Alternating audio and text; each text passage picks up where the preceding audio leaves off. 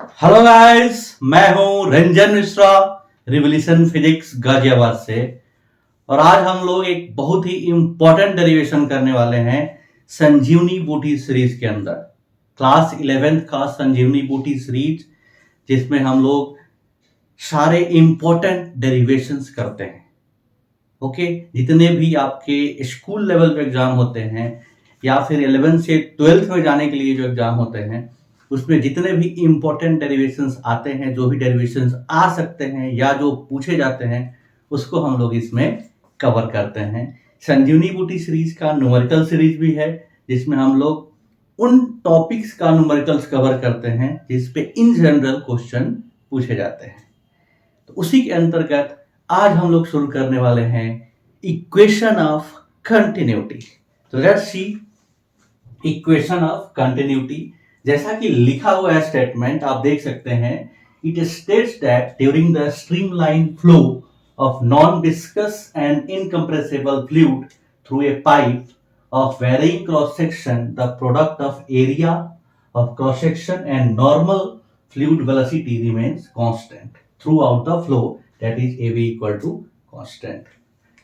कुछ भी पहले नहीं पता होगा, ठीक है। Let us discuss first, then we will derive.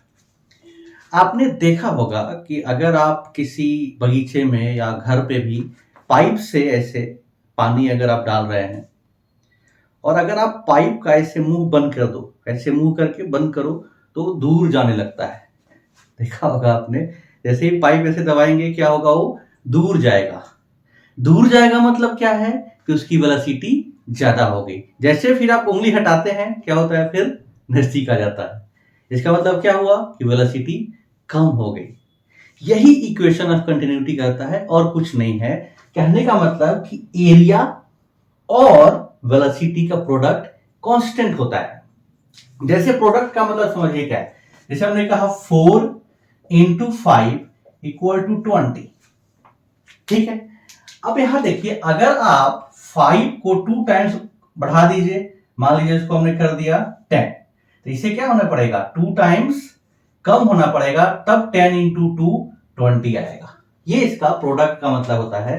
कहने का मतलब कि अगर आप वेलोसिटी बढ़ाएंगे तो एरिया कम हो जाएगा, अगर एरिया बढ़ाएंगे तो वेलोसिटी कम हो जाएगा, ठीक है। अब इसके बारे में समझते हम लोग, ये है क्या। ये स्टेटमेंट है कंजर्वेशन ऑफ मास का। अब कंजर्वेशन ऑफ मास क्या होता है? कंजर्वेशन ऑफ मास का मतलब होता है कि मास हमेशा कांस्टेंट रहना चाहिए। अब इसको हम लोग डिराइव करते हैं, समझिए कैसे। मान लेते हैं कि एक पाइप है, ठीक है। यहां पे एक पाइप है, यहां पे क्रॉस सेक्शनल एरिया मान लीजिए A1 है, और यहां पे वेलोसिटी मान लीजिए V1 है। ये कोई फ्लूइड फ्लो हो रहा होगा ऐसे दूर, हमने उसमें से एक छोटा सा पाइप टाइप का ले लिया, ठीक है। ये हमने कंसीडर किया हुआ है, ठीक है ना। इसके अंदर क्या होगा, फ्लूइड फ्लो हो रहा होगा, ठीक है। हमने क्या किया कि यहां पे एक एरिया लिया A2 और यहां का वेलोसिटी लिया V2। यहां पे A1 ही लिख गया गलती से, ये दिस इज V1, और यहां का वेलोसिटी क्या है, V2, ठीक है। क्लियर हुआ? यहां से समझिए क्या है कि यहां से लिक्विड फ्लो हो रहा है कोई भी, या फ्लूइड फ्लो हो रहा है पूरा का पूरा। हमने क्या किया कि एक छोटा सा क्रॉस सेक्शन इमेजिन कर लिया और उसको बाहर निकाल कर उससे पूछ रहे हैं कि बता भाई कि तुम्हारा वेलोसिटी क्या है, बता भाई तुम्हारा एरिया क्या है। समझ रहे हैं? उसको हमने निकाला बाहर, और यहाँ का एरिया और यहाँ का वेलोसिटी देख रहे हैं, एक दूसरे पॉइंट पे उसका एरिया और वेलोसिटी देख रहे हैं, ठीक है। अब कंजर्वेशन ऑफ मास कहता है कि जितना मास एक पर्टिकुलर टाइम में एक जगह से दूसरे जगह जाएगा, उतना ही मास उतने ही टाइम में दूसरे जगह भी जाना चाहिए। इसको अगर आपको समझना है एकदम डीप में या फिर रियल लाइफ में, आप सोचिए कि आपके घर पे ऊपर जो टंकी लगा होता है, ठीक है। आपने क्या किया कि अपने बाथरूम में टैप खोला, पानी का टोटी जो होता है उसको खोला, और गिन के 2 मिनट आपने टैप को खोले रखा, पानी निकाला और उसका वॉल्यूम मेजर कर लिया। क्या आप ये इमेजिन कर सकते हैं कि जितना पानी आपके बाथरूम में निकला होगा 2 मिनट में, उतना ही पानी आपके टंकी से भी निकला होगा? तभी यहाँ तो जितना भी पानी, मान लीजिए कि 4 बाल्टी पानी निकला, तो 4 बाल्टी पानी आपके टैप से भी, आपके जो ऊपर टंकी है उससे भी निकला होगा। यहाँ टैप से अगर 4 बाल्टी पानी निकला है 2 मिनट में, तो 2 मिनट में ही आपके टंकी से भी 4 बाल्टी पानी निकला होगा, तभी यहाँ पे आया है। यही है कंजर्वेशन ऑफ मास, कि जितना पानी वहां से निकलेगा किसी पार्टिकुलर टाइम में, मान लीजिए 2 मिनट, तो 2 मिनट में इतना ही पानी यहाँ पे आएगा।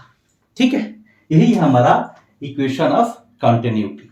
ठीक है, मान लीजिए कि हमने कोई टाइम ले लिया डेल्टा टी टाइम। ठीक है, डेल्टा टी टाइम में ये पॉइंट मान लीजिए ए था, पी मान लेते हैं, पी था, यहां से फ्लूइड फ्लो करते करते क्यू पे आ गया। ठीक है, वैसे ही यहां पे मान लीजिए कोई पॉइंट था आर। ठीक है, बहुत छोटा पॉइंट लिया है हमने आर, यहां से फ्लो करते एस पे आ गया, सेम टाइम लिया हमने। ठीक है ना, यहां पे डेल्टा टी लिया, तो यहां पर भी डेल्टा टी लिया। अब एक बात बताइए, ये लेंथ कितना होगा? हमने पढ़ रखा है वेलोसिटी क्या होता है, डिस्प्लेसमेंट अपॉन टाइम, तो x की वैल्यू क्या हो जाएगी, v इंटू टी। ये जो लेंथ होगा, ये वाला जो लेंथ हो गया, क्या हम लोग यहां पर लिख सकते हैं v1 into delta T.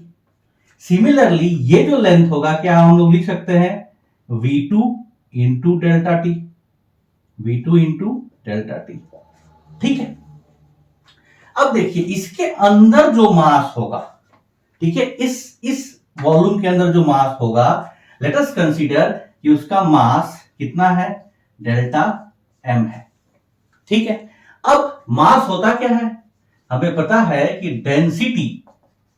Density होता है मास अपॉन वॉल्यूम। ठीक है, तो यहां से मास क्या आ जाएगा, मास आ जाएगा डेंसिटी इंटू वॉल्यूम। तो हमने मान लिया कि डेंसिटी है रो। रो क्या है, डेंसिटी ऑफ फ्लूइड। हमने क्या मान लिया, रो को डेंसिटी ऑफ फ्लूइड। ठीक है, अब अगर मैं डेंसिटी को वॉल्यूम से मल्टीप्लाई कर दूं तो हमारा मास आ जाएगा, क्योंकि देखिए मास क्या हो गया यहां से, डेंसिटी इंटू वॉल्यूम। तो यहां से हमने डेंसिटी लिया, और इसका वॉल्यूम क्या होगा, देखिए वॉल्यूम होता है, कहीं पर भी अगर आपको वॉल्यूम निकालना है तो क्या होगा, लेंथ इंटू एरिया। अब इसका लेंथ क्या है, देखिए लेंथ है v1 डेल्टा टी, ये लेंथ हो गया, और यहां का एरिया क्या है, a1। तो ये पूरा पूरा वॉल्यूम हो गया, और ये हमारा डेंसिटी हो गया। तो डेंसिटी इंटू वॉल्यूम, यहां का हमारा मास निकल गया। ठीक है, अब according to conservation of mass, इतना ही मास यहां पे ही फ्लो होना चाहिए। अब सेम फ्लूइड है तो डेंसिटी तो चेंज नहीं होगा। ठीक है, तो डेंसिटी इंटू यहां का वॉल्यूम क्या होगा, फिर से लेंथ इंटू एरिया। यहां का लेंथ क्या है, v2 इंटू डेल्टा टी, और यहां का एरिया क्या है, a2। ठीक है, अब यहां से देखिए रो से रो कट गया, डेल्टा टी से डेल्टा टी कट गया, यहां से क्या आ गया, देखिए a1 v1 equal to a2, v2 लिखा है हमने पहले, तो v2 a2। ठीक है, अब यहां से बहुत सारे भी अगर आप क्रॉस सेक्शन लेते तो ऐसे ही होता, v1 a1 equal to v2 a2 equal to v3 a3, इस तरीके से बहुत सारा हो जाता। इसको हम लोग जनरलाइज लिख सकते हैं कि a into v equal to constant. ठीक है, अब यहां देखिए हमने इसको फ्लो रेट लिखा हुआ है, एवी को हमने फ्लो रेट लिखा हुआ है। ये फ्लो रेट क्या होता है, तो फ्लो, अब हम लोग देखते हैं कि ये जो एवी है इसको हमने क्या लिखा हुआ है, देखिए इसको लिखा हुआ है फ्लो रेट या वॉल्यूम फ्लक्स। अब ये फ्लो रेट क्या होता है, देखिए फ्लो रेट होता है, फ्लो रेट ये होता है वॉल्यूम ऑफ फ्लूइड